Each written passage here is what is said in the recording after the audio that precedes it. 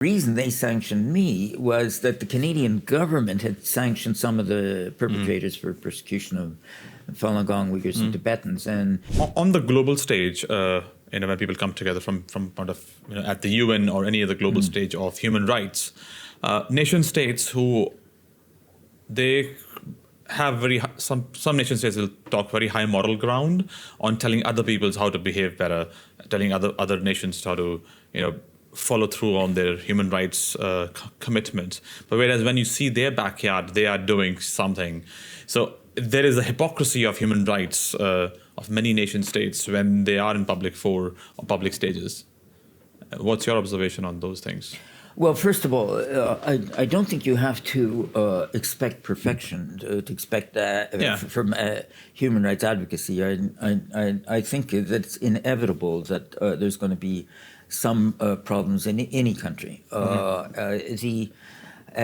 indeed, I think human rights advocacy abroad, which may bring charges of hypocrisy, can help to improve human rights in the country of advocacy. But I would also say, there is a distinction between democratic countries and non-democratic countries in the sense that in democratic countries, there can be an internal debate and criticism about human rights violations by their governments or by non-governmental people where the governments aren't doing anything. Whereas in non-democratic states, there isn't that debate. In non-democratic states, the only criticism you're going to get is criticism from outside. So I think realistically, if you're going to have an impact on human rights in non-democratic countries, the criticism has to come from outside because that's the only place from which it can come.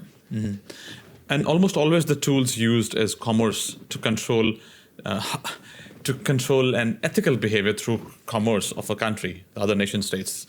So do you think, has that tool worked very well in the most recent atrocities to control that, okay, that nation state is doing an atrocity and let's control the commerce to that country, or let's have some sanctions to that country? Has that worked, and how efficient those tools are?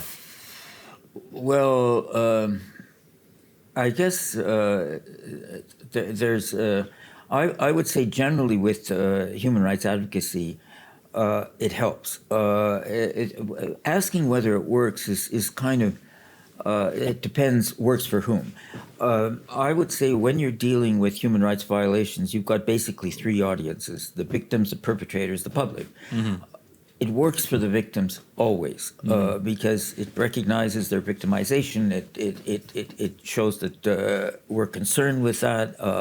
It means they're not alone. And so, yes, I would say it always works for the victims. For the perpetrators, they're going to ignore it. They will say there's nothing wrong with us. You're doing something wrong by sanctioning us. I personally have been sanctioned by China officially, public announcement. The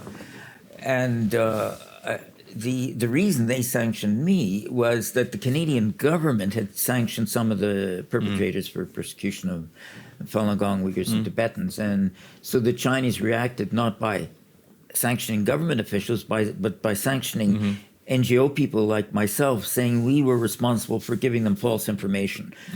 So, obviously, it mattered to them, or they wouldn't have done that. So it's had some impact, but it wasn't one of we're going to change our behavior. It was kind of ridiculous, but I would say also sanctions do have a public opinion impact because they help to identify perpetrators. It's kind of a record of what's going on. It changes the public discourse. So I would say sanctions are useful, but I think you have to look at who they're useful for and what they do.